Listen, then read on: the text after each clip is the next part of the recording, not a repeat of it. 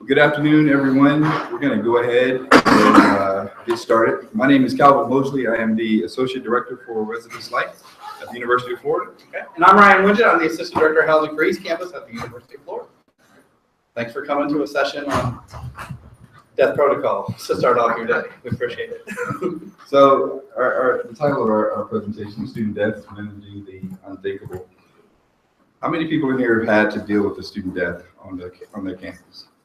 Right. I think all of you can attest to the fact that it's not an easy thing to deal with. It's not an easy situation to deal with when you lose one of the members of your particular community. So it's at the University of Florida that we do after. We always want to make sure that we have some type of moment of silence for those individuals who we may have lost from our particular communities, be it in the next staff meeting or some particular point while we're doing the aftercare with the residents or with the staff. So that's how I want to start out today. So before we go any further, to pay honor to those who in our particular communities, I want to offer up a small moment of silence for each of those individuals. So do that now.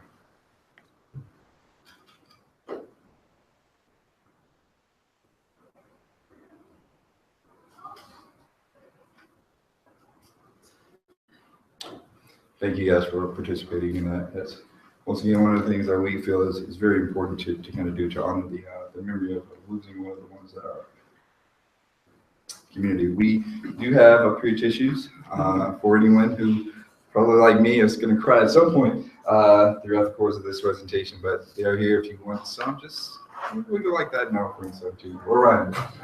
So we're going to go ahead and get into the learning objectives for this. All right. So in this won't be in anybody's way. So one of the first things we want to do is to have you gain a solid understanding of our death protocol as far as how we handle things there at the University of Florida. We're not saying that it's the greatest, but it has served us useful when dealing with this particular incident. We're also going to encourage you to take a look at your own protocol. I think that's probably one of the main reasons why you all have chosen to attend this particular session is to improve, and I think we all can improve our protocols as far as this is concerned, as well as to give you resources that you can use in the event of tragedy. And the last thing, we're going to try to leave some time at the end of this to kind of learn from you as well. One of the main things that Ryan and I want to do with our particular protocol is to improve. So we want to hear what you do in certain situations. We want to learn from you just as much as you're sitting here listening to us today. Okay. All right, so we're going to kind of run through a situation where we had a student, his name's Landon. He passed away on our campus last year. Landon was a first-year student. He was in the ROTC. He was well-known in Gainesville because he was a high school quarterback for the East Side Rams, which is a high school in Gainesville. Didn't play football in college. Very, very good quarterback. I remember watching him on the coach of U-Hole, so I did see Landon play football. He passed away personal training with the ROTC on the University of Florida track. So we're going to kind of run you through. There was a lot that went into that. We're going to run you through our response to that situation, the university's response, but also the Department of Housing and Education's response. Prior to that, I do have our protocol that we pass out to all the RAs. I think this is one of the best protocols out there for crisis situations. Of course I do. I love this protocol. We break it down into behavioral situations and psychological situations, depending on what happens. That will tell the RA who to call first. But you didn't all come here to learn about our crisis protocol. So I've made you copies. If you have questions about it, email me. I'll give you all a copy of it. If you have questions or anything, let me know. But I wanted to see that we do have a very good protocol in place for crisis situations. But I wanted to go over our layers of on-call, because I think you have to understand layers on-call at the University of Florida for us to move forward, giving you the example of what happened with our student who passed away. We have something called nighttime security. Not a lot of places have this. They are not even Res Life. They operate out of administrative services. They are a group of student staff who go around and check the outside of the buildings and the doors from 10 p.m. to 4 a.m. every night. They also call the RA on call to make sure the RAs pick up the phones, so they're, nobody's on call, right? So that's pretty neat. We have that at University of Florida, not a lot of places. I've never worked anywhere else that have that. It's really cool. We do have an RA on call in every single area on campus. They're on call for 12 hours. They go on call at 8 p.m. and they are off call at 8 a.m. every day, except on the weekends. On the weekends, it's once at 8 p.m. Friday for 8 a.m. Monday morning. So, but on the weeknights, they're just a 12-hour on call. We have a graduate on call. The University of Florida campus is split between East and West, Gale Limering Drive. Those of you who are familiar with the University of Florida a long time ago, it's called North-South Drive. Meridian, it separates East Campus from West Campus. We have graduate hall directors who work on East Campus, graduate hall directors who work on West Campus. We have one graduate hall director on East Campus from Friday at 8 a.m. until the next Friday at 8 a.m. as well. So we do have a graduate hall director level of on-call. We have a professional staff member. These are the folks who are area coordinators. They're all area coordinators, and they are on call from 8 a.m. on Friday to 8 a.m. the next Friday as well. So there's several layers of on-call already, but we're not done yet. We have something also cool at the University of Florida called the Crisis Intervention Consultants, the CICs. Call 8 to 8, Friday to Friday as well. These are 3 students. They're master's level students in a counseling program. We're looking for some advanced counseling experience, and boy, do we provide it. Right? So they're on call from 8 to 8 if there's a student who is self-injurious, depressed, just having some emotions. We can call out the CIC. A lot of times we don't offer that as an option. We tell our students we're calling the CIC, and it's the CICs, you can turn them down, but we're bringing them out, and it's their job to kind of talk their way into the room, or to talk their way into it, and they do a really good job. I've never seen a student turn away our CICs. They're that good at getting in and talking to the student and making a recommendation on how we should proceed through the rest of the night. And if it's a housing situation, so the next day, they do follow up as well. So as opposed to having those students go to the counseling center, if they want to do that, they can, but those crisis intervention consultants, the very next day or the days after that, will follow up with those students as well, instead of those students having to go to our counseling center on campus. That sounds like plenty of on-call, right? I'm not done yet, so more people on call. This is my level. So the senior staff consult in housing, that is the assistant directors and the associate director and director all share in a rotation. We're the senior staff consultants. So we are just there to answer questions, and if something really severe happens, we'll go to campus and help. Flood or fire, we will be there. But senior staff consult is another level. That's also 8 a.m. Friday to 8 a.m. the next Friday. We have victims advocates at the University of Florida. These are employees, full-time employees through the University of Florida Police Department. And there's 2 of them, 2 or 3. There's usually 2 or 3, and they are like legal consultants for students. They come into play a lot of times when the student's been sexually assaulted. We want the CIC and the victims advocate to talk to those students first. They're there to offer legal advice. They're there to tell them what they can and can't do, what their rights are. Very good. Anytime someone's been victimized, sexual assault comes to mind first. We got beat up at a bar one night and came back to the residence halls, and we brought out the victims advocate to talk to them about what their rights were. They got in a fight with the bouncer. So we do have victims advocates to offer legal advice, and they usually have counseling-esque backgrounds as well. We also have emergency maintenance, emergency custodial, and emergency IT. There is a dean and emergency on call as well at the University of Florida, and they're on call all week, just like with us, 8 a.m. to 8 p.m. And then I mentioned that there's East Campus and West Campus, and then there's graduate student housing, which is everything that surrounds East and West Campus. There's 2,500 graduate students and families that live. They have their own on-call system, so we don't, East and West Campus doesn't cover that. They have their own GFH on-call. So I'm going to refer to some of these things later in the presentation, so we thought it good to let you know who they are. So their CICs are going to be mentioned later, pro on-call, senior staff consults. So with our particular protocol, there are 4 main areas. I'm going to stay over here so I can see.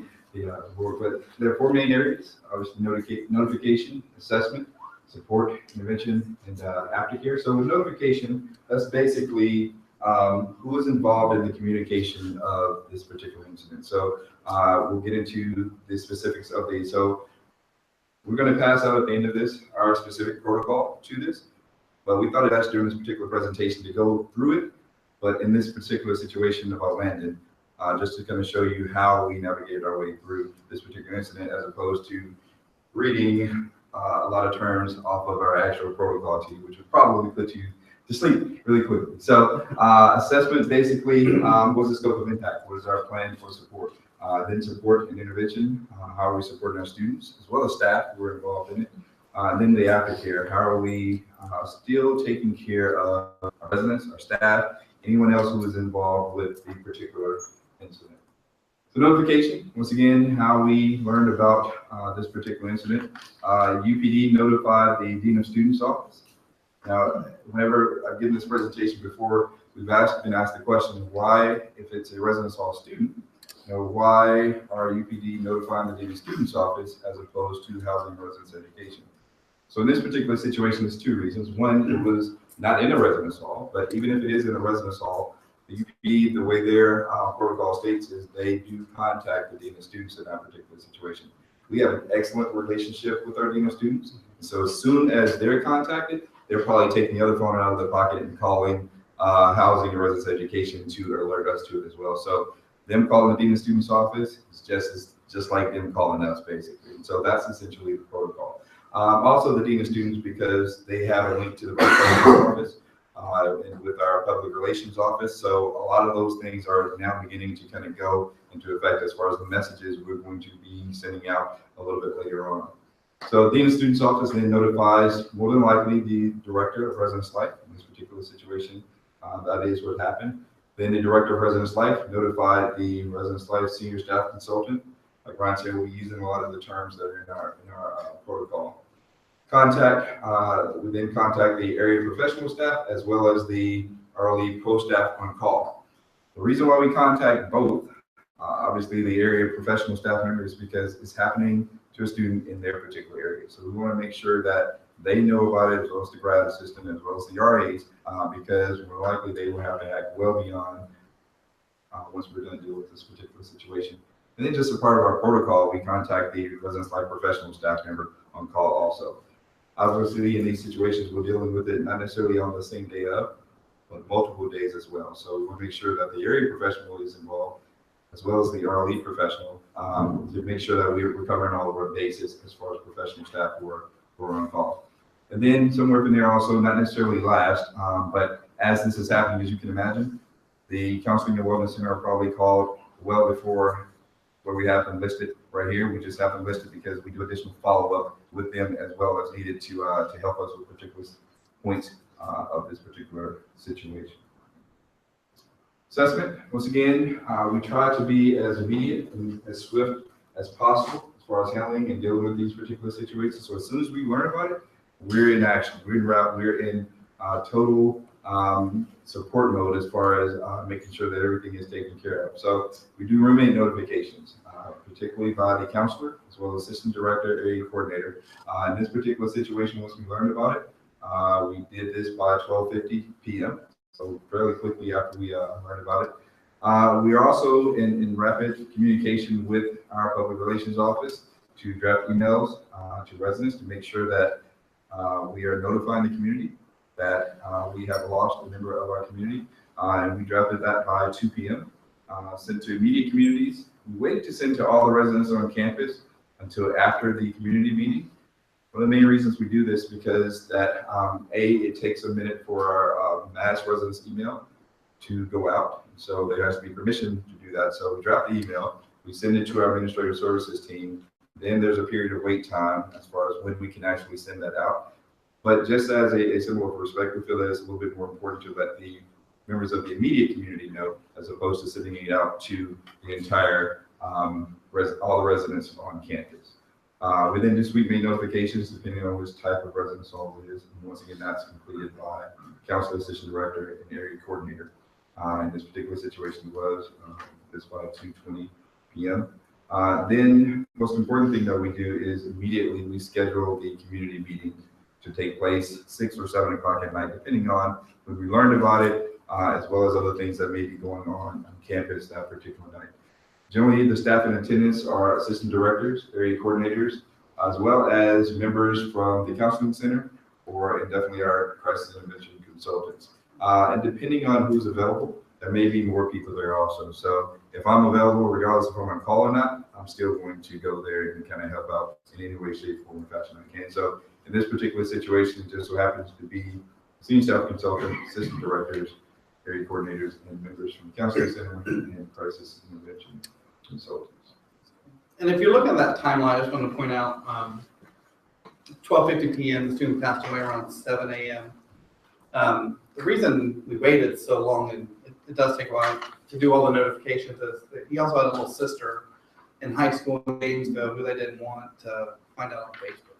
And so we didn't want to notify anyone until we had the clearance, which I think was okay. All right, so this wasn't an ROTC student, but we set up a command post whenever a student passes away. And this isn't something you want to go from good to great on, but we've gotten pretty good at it. We've had quite a few students who passed away, but first thing we do is set up a command post. Usually the Dean of Students Office will determine where that is in conjunction with the Director of Residence Life and Education. They'll tell us, here's our command post all day. So if it happens at Yulee Hall, we set up outside of Yulee or in a lounge at Yulee. This particular student was highly integrated into the ROTC community. Most of the friends were from the ROTC community. The people who were walking around crying because they knew about this were in the ROTC community. So we set up our command post at Van Fleet Hall, which is where ROTC takes place. We were actually in the Naval.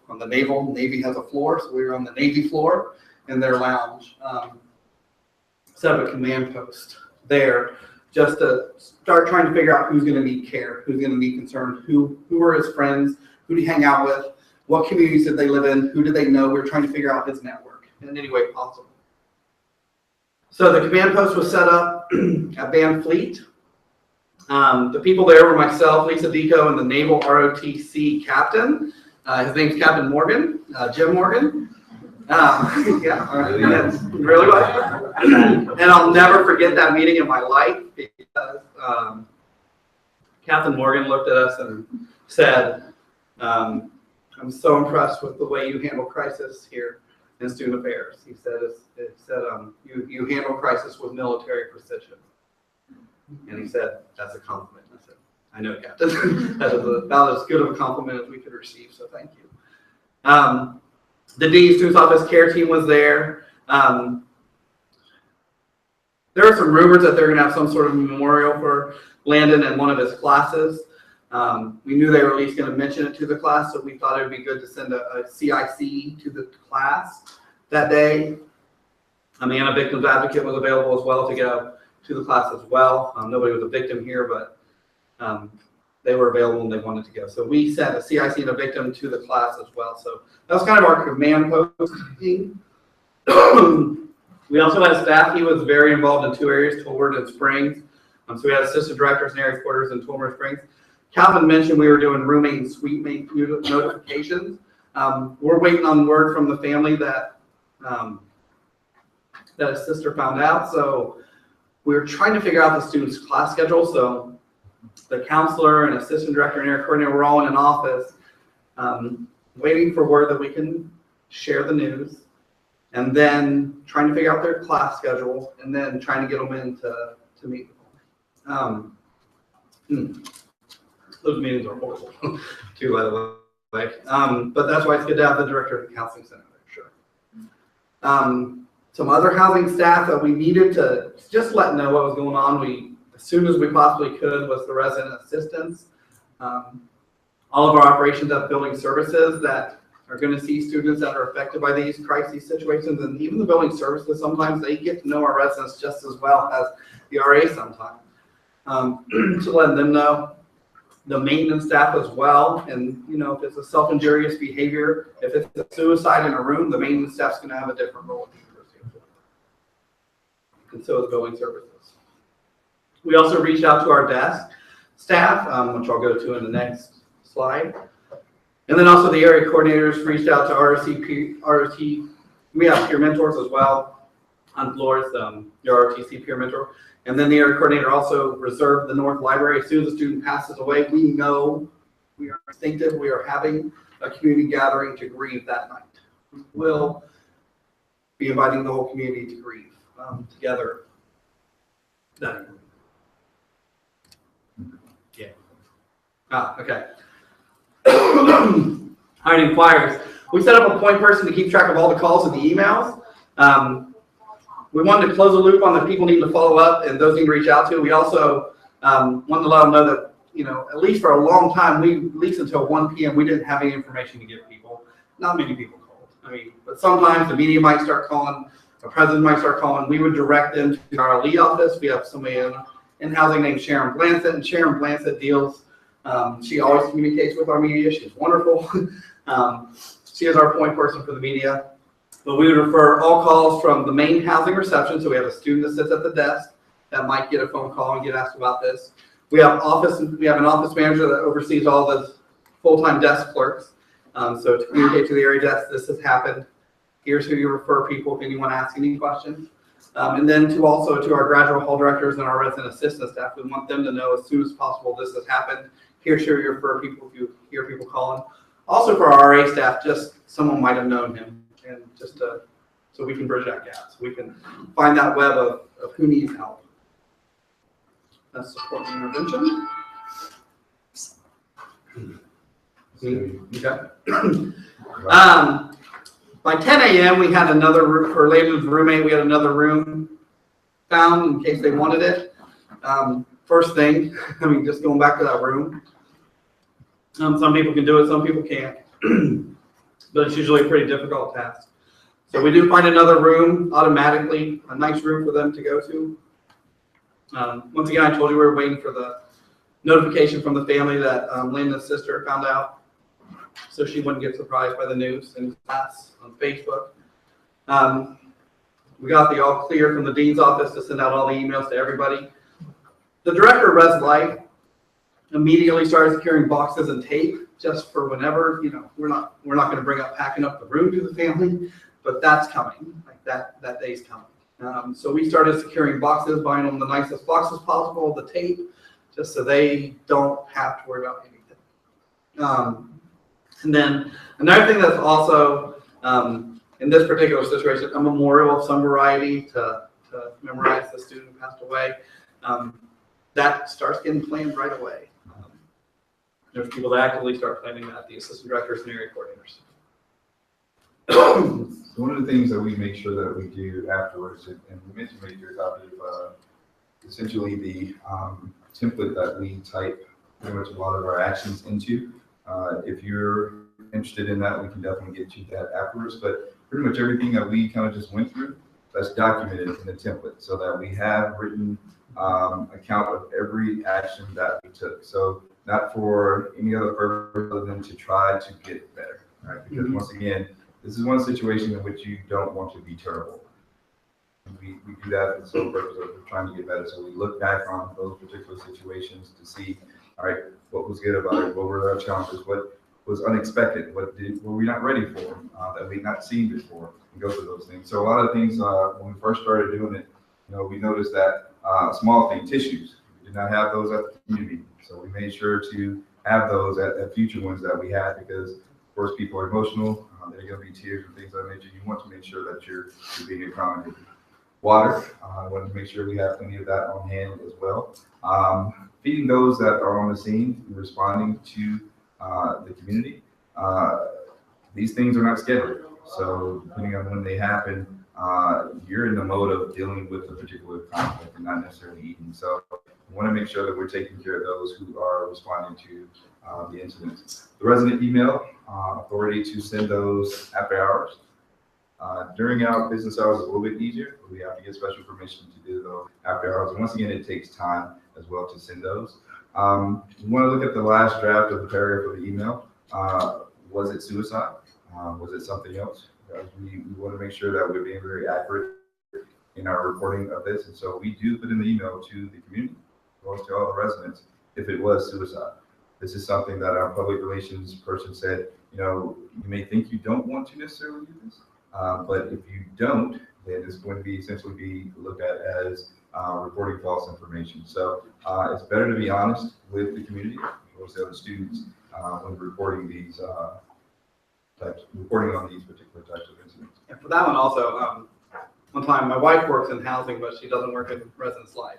So she didn't know what was going on like I did. And she came home and she said, I'm sorry someone took their life today. I got the email. I was like, well, no one took their life today. No, they passed away. And she goes, oh, well, the last paragraph of the email made it seem like, because it said if you need additional assistance or if you're hurting, we have counselors for you to talk to, but it was referring to you taking care of yourself, not if you were contemplating suicide yourself. So it got misconstrued. So we looked at that last paragraph and said, let's change it up and be accurate. Yeah. So we also look at crowd control and transporting. This is something very real that we dealt with as far as UPD and creating barriers. More staff to help do crowd control. Utilize as many RLE staff as we can, or housing and residence education staff as we can. Do we want to get the university protesting involved, just to have more bodies that are there to kind of help out with the situation? One of the more important things that we dealt with one of the student deaths that we had there was think about the time in which, when the coroner's office comes there and they're taking out the body. Don't want to do that during the time when they're changing classes. And that was something that we were very fortunate to have someone from the Dean of Students office there who was very cognitive of when classes are going to change. And the coroner's office was about to wheel the body out right at the height of classes changing. There's going to be a lot of residents out there who go back and forth from classes. And so thank God for them, because they came back in and they said, wait about 10, 15 minutes, because right now there's a lot of students outside and this is all we need. They're already talking about the vehicle that's outside. So a couple of cases also, we want to be in contact with them and say, if you can, show up in an unmarked vehicle as much as possible to kind of help us out in the situation. But that was one of the things that we made sure we wanted to think of as far as what time of day and night is this occurring. And once we are taking the body out, we don't want too many people around to witness that. Class time and schedule in the binder. So we do create a binder for this as well. So I mentioned the template that we have. Make sure we put down which time of day was as far as what classes were taking place. And then do all the senior consults to respond. Generally in this particular case, as you can imagine, we're gonna have people who want to respond. Do we need all of them in certain situations? Maybe not. Do we use them? Probably so. So we assess that as well, as far as how many people we had, how many people we had wanting to respond, and all those things. Other things, as far as do we monitor social media? You bet we do monitor social media. So we actually have someone in our admin services team who we are in frequent contact with to kind of see what's on the parents' Facebook page. What are the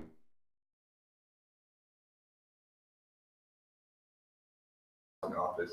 But we want to make sure we're covering all our bases as far as that. What's on Twitter and things of that nature, so we can kind of know what's out there, which makes our reporting of that particular incident all the more important. Because as you can imagine, people, when they don't necessarily know certain things, their minds start to go different places and they start reporting false facts. And so we want to make sure that we kind of see what's out there, so we know what to record.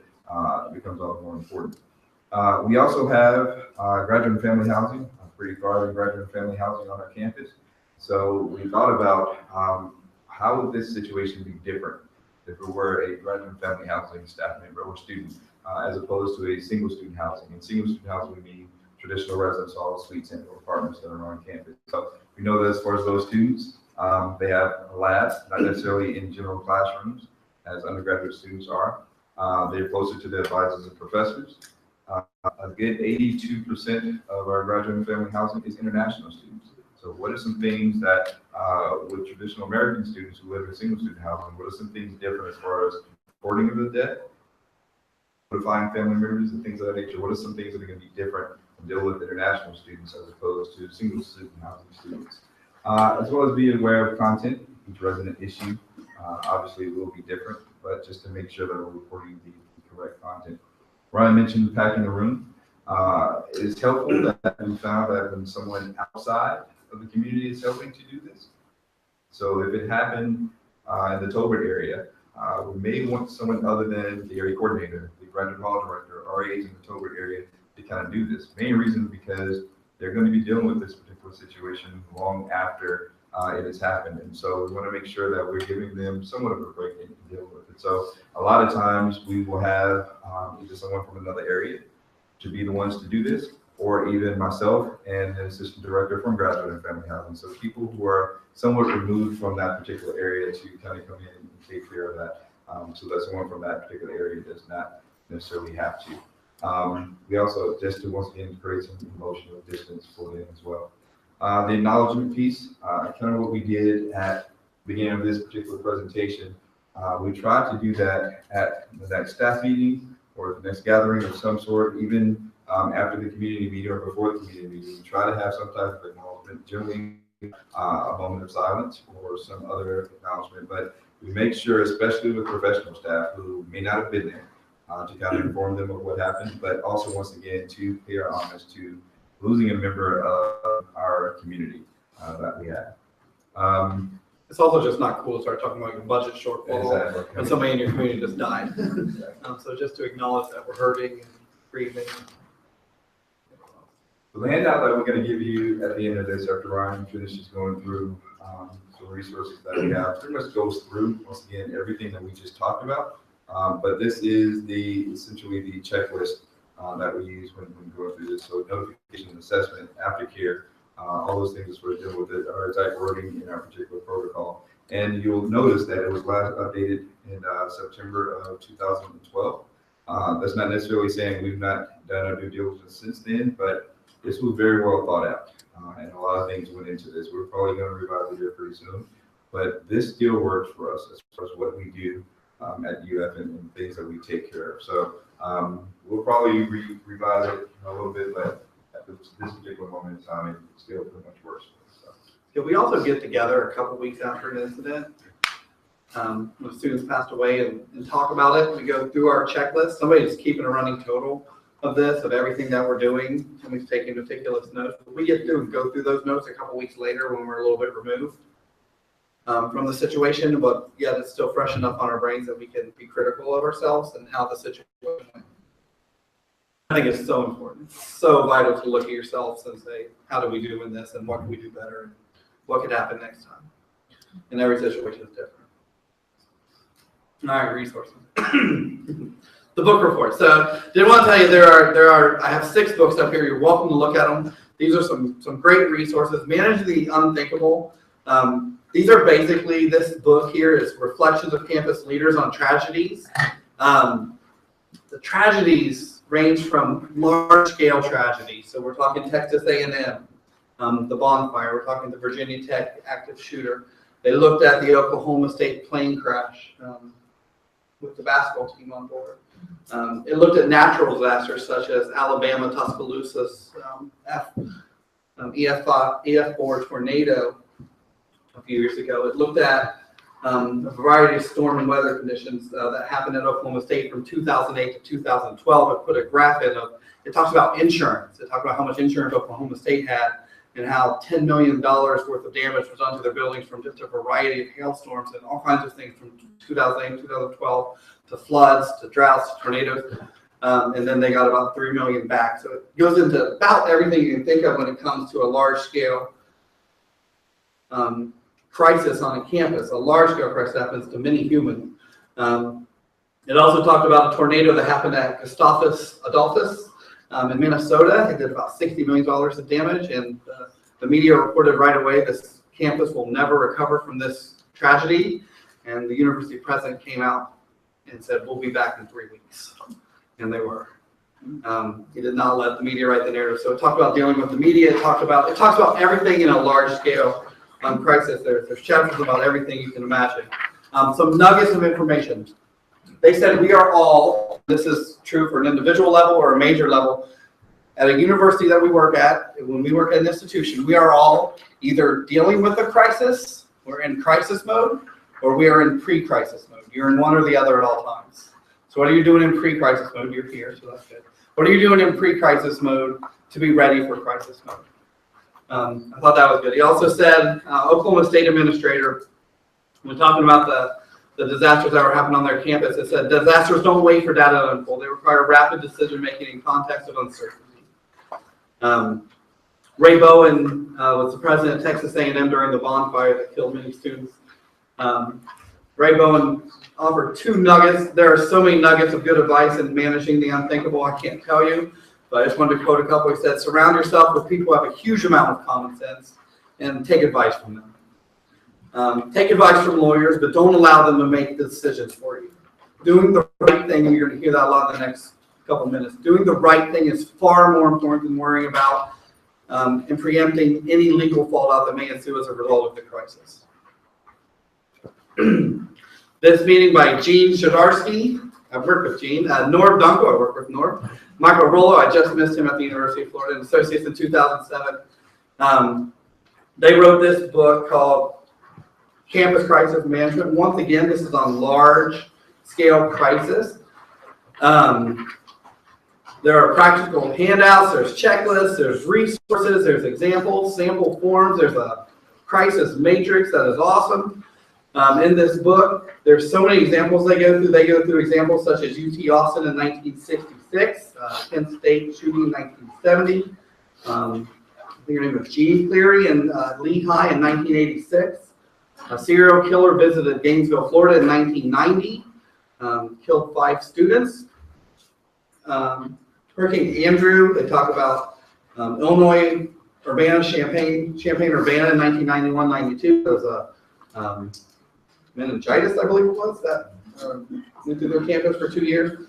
Northridge earthquake, Wyoming, Texas A&M in 1999. They talk about September 11th in New York and Baltimore. Just many, many large-scale crises all the way down to Katrina and Oklahoma State.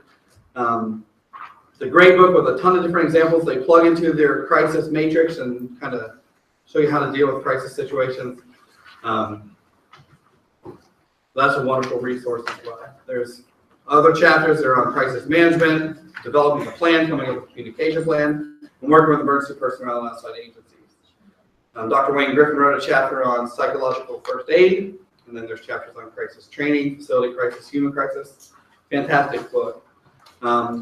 The final resource I want to share with you is called Crisis Management, Responding from the Heart.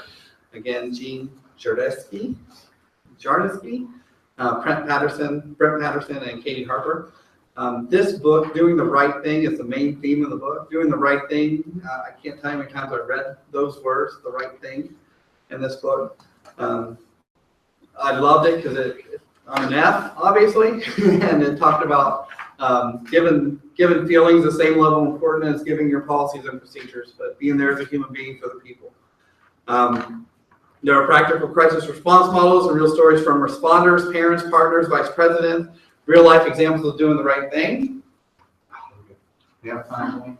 All right, so I'm kind of sad we have time because I have read this 10 times, and I do want to read just a quick chapter from Eric. I brought the tissues, so I'm going to cry.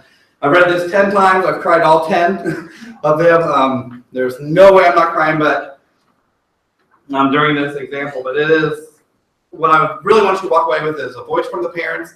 This is Dennis and Kathy Clockentager. They were the parents of Mark at Texas A&M in 1999. This was hard enough for myself. It's going to be hard here. So, all right, so I'm going to read you. So it's 4 pages. I encourage you all to read all 4 pages. I'm going to read about 4 paragraphs. Okay? It's a privilege for us to participate in this collaborative effort. If we help just one family, it was a worthwhile endeavor. We feel blessed to have a forum like this to talk about our son. There are 2 universal truths about parents who have lost a child. Number 1, parents love to talk about their children who have died. As long as they're remembered, they're really not gone. Number 2, parents who have lost children don't ever get over it. The lucky ones learn to cope with the new reality and carve out a new life.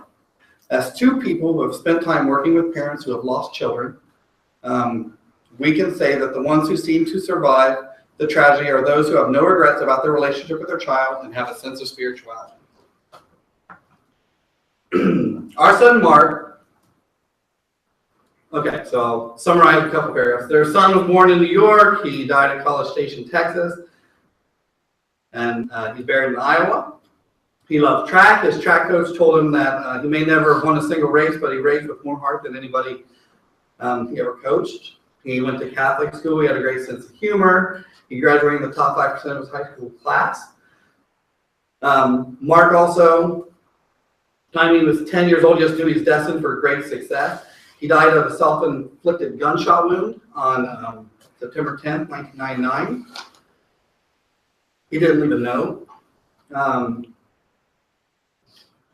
They talked to Mark about every day.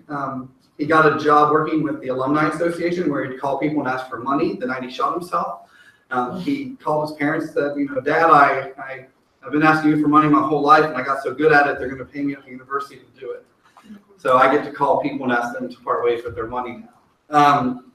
But they really had no idea, but they were just happy that the last words we said were, I love you.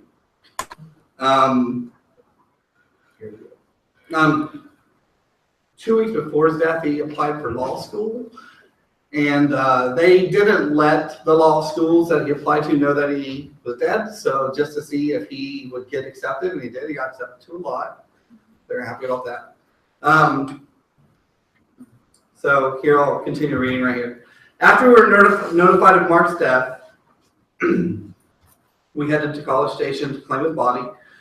We first, oh gosh, this is hard. Okay, so this is a good part. All right. We first met with the College Station police, who informed us that we would not be able to see him or his body until the next day at the funeral home. The toughest, most unforgivable night of our lives. We have never before or since felt so alone. We were totally overwhelmed by the circumstances, with seeming no outlet for relief. The next day, at the funeral home, we were met by one of Mark's best friends and his family. They had the foresight to contact someone from Student Life, so that a representative of Texas A&M was there. Looking back through the filters of time and distance, we can see that the presence of that Student Life representative set the tone for everything else that followed. From that point on, our load became lighter, and we began to see glimpses of daylight outside of our shroud of darkness. We assumed that Mark's death, which was front page news in the school newspaper, would be perceived as a negative statistic and a liability to the image of the university, and that the university would act very clinically to quickly, quietly, cleanly, and unemotionally tie up any loose ends and distance itself from the tragedy and any stigma associated with it. We felt that Texas A&M had no moral obligation beyond handling the business portions of the relationship, that is to disenroll them, notify professors, and refunds for tuition and room and board. And to our relief, that is not what happened. In fact, the university has treated us with great humanity from the very first meeting at the funeral home until the next day, until this very day. Texas A&M fostered a very real sense of community and shared responsibility for our tragedy and our outcome. The Student Life representative who met us at the funeral home became our point of contact for any questions we had, and believe me, as parents who lost a child, we had many questions. The representative walked the walk with us through everything that followed. We cannot emphasize how important it is to have one person, one caring person, through whom we could funnel all our questions and requests. We always received honest, accurate, and timely responses. They go on to say a lot more in this chapter, but they give 6 pieces of advice to us in the room. Always remember that you don't get a second chance to do it right. It being how the tragedy is dealt with from the initial notification on. 2, inject yourselves early in a sincere and earnest manner. It is incumbent on the university to help frame the response. Early interventions and assistance is critical in determining the ultimate outcome of the parent's perspective. Their perception of reality as the university will live on, right or wrong. 3rd, provide a readily available, sympathetic, and caring single-point person for all questions for the bereaved, and leave no questions unanswered. 4, provide heartfelt, genuine opportunity for grieving with both public and private. To all those who are affected by the death, let the parents dictate their response to the university and community offering support. Don't coerce participation. Be compassionate, caring, and don't worry about being politically correct. And then finally, in striking a balance between institutional legality and spiritual nurturing, err on the side of nurturing. To me, sorry, I knew that was going to be a mess, but I love that chapter. That chapter, that book had me crying all 10 times I read it. What I want to leave you with is a sense of just being there for that family, being there for that community. If you've worked at the University of Florida, and many of you haven't, you know Dr. Art Sandine. He is a legend there. He is, some people call him Pappy. He's just a wonderful human being. He wrote a chapter in this book too. He wrote the voice of the vice president. So he's the vice president of student affairs. When in Gainesville, he said, he leaves with 5 points. 1, it is our job to handle crisis situations and to handle them well. 2, all student affairs can contribute to crisis management. We all have a role we can play. Number 3, written plans are very important, but effective relationships are key. And he was talking about reflection with the dean's office, with the police, anybody that might be able to form those relationships, have a crisis plan going with them. 2, no murders need apply. I don't have time to talk. Everyone has a role. There might be some people that are too emotional, that are too close to the situation. Don't put them in the packing the room situation. If they're going to take the attention, it's about the parents, it's about the student. Be nice to your staff and don't put them in that situation. And then there's some people that aren't good at dealing with crisis. There might be some people that you have that just aren't going to be good at this. And then the final point is, an institution will reveal its soul during a crisis situation. So, thank you. We do have time for questions. If anyone has anything? We have any time? Yes, Marcus. So you mentioned you want to get all the communication set. Mm-hmm. Look it over a few times, and your university or department can send this out to students. Do the parents get to see this communication before it's sent out to the student population, or is there any correspondence in regards to the parents? Right. So generally, we have not showed it to the parents. If they've asked me, I personally have never been asked by a parent to see it. Right. But we'll see, we make sure that it's accurate and make sure that it's very factual. But we do not send it to the parents. Once again, we've not necessarily had anyone ask about it also, but we assume also that the students are sharing it with their parents. And, you know, I mentioned we monitor our Facebook page, and we've seen that for the most part, all positives from the communications that they've read that their child has sent to them. And thank you to the University of Florida for sending it out, especially members, people who are not of that particular community. They said, thank you for letting us know this information. It's very thoughtful of you to let everyone know that my son and my daughter is not in that particular community. It's a good idea. Thank you. Any other questions? Kate. I know it's ideal to follow like the protocol that's already in place and have good intentions to do so. But what's been your experience with kind of leakage of social media and students finding out before any type of official announcement has been made? I've seen that play out a couple of times. Will you respond? So, well, from the ones I've seen so far, it hasn't been terrible. People have been respectful, and late in the situation, nothing got out. There were a couple rumors that got out there about events that were happening that weren't, and we corrected them. But just to be engaged with those, I haven't seen too much on. Our students who took their own lives in the rooms even, I would say that didn't really get out. So after we sent the initial email out to the community, there's a little bit of chatter out there, but once again, in this particular situation, it seems that pretty much everyone, even the students, are being respectful. So there's not any, there's not been, I've not seen any gruesome misportrayals of what actually happened. There's been saying, I think a member of the community or someone in a particular hall passed away, but I don't necessarily know. And so there's that, some of that false information out there, but generally it's still respectful and like that. A, they don't know a lot. But if they do know something, it's putting I thought this may have happened, or think that this is the case, or we got this email stating this, and things of that nature. But generally, there's going to be some of that. But once again, making sure that our communication, once we do send an email out, is factual to correct a lot of that. Because generally, once that email goes out, you don't get any more of social media pieces that are misrepresenting what actually happened. What What do you do in the case that it's a suicide and the parents don't want a memorial and they don't want it said that their child committed suicide? I run into that in a couple different institutions. We respect it. As far as the memorial piece, we always offer that up, especially for the students' office and residents' office. But if that is not something that they want, we do honor that. Once again, not a whole lot. We probably need to do a better job of reaching out to the parents prior to constructing the email and sending it out, because it's a great point that they may not want it mentioned that their child committed suicide. That's something I'll take back to my public relations office and kind of see what they think about it. But we've not been encountered with that type of situation. But definitely, if someone were to call, I would think that probably that would say that. Sorry. We just had one of those at LSU, and we don't actually know the cause of death for that student. And so we did have some of that rumor mill students decide to say whatever they think it is. And even with our RA staff, they would kind of do that. They make up, oh, did you use student pass away in one of the other communities? It's like, knock it off. I'm just like trying to be respectful for that. But how do you manage that rumor mill and trying to make sure that you're like trying to get a student to understand, like, please be respectful of this family, you know, be respectful of the student experience and the people who were there when it happened, especially when it happened on campus.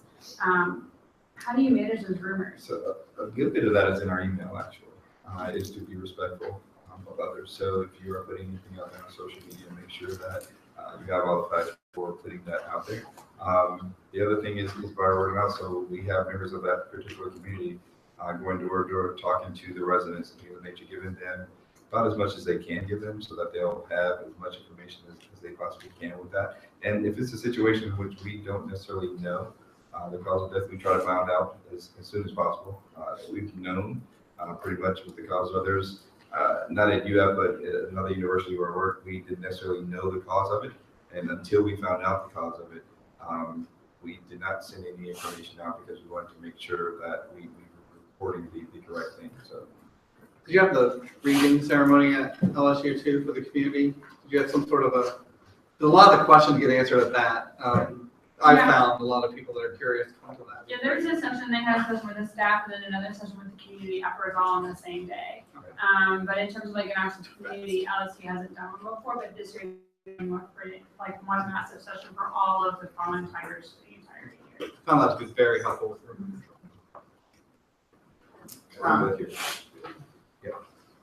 First, I just want to thank you for the opportunity to help with 8 in a very, very short career. So this has been very helpful. So I really do thank you.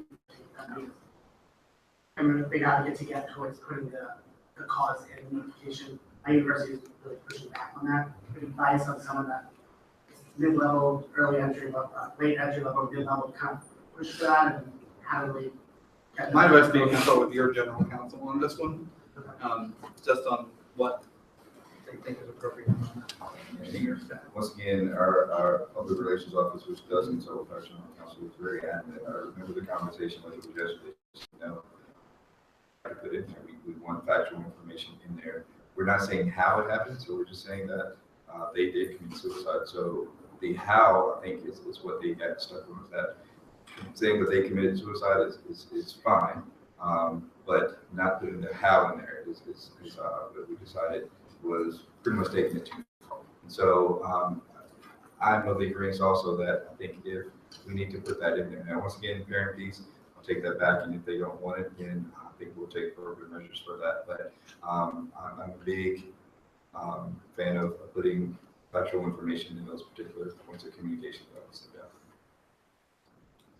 So yeah, so I would just say, like Ron said, consult with the public relations officer or general counsel as far as that is concerned.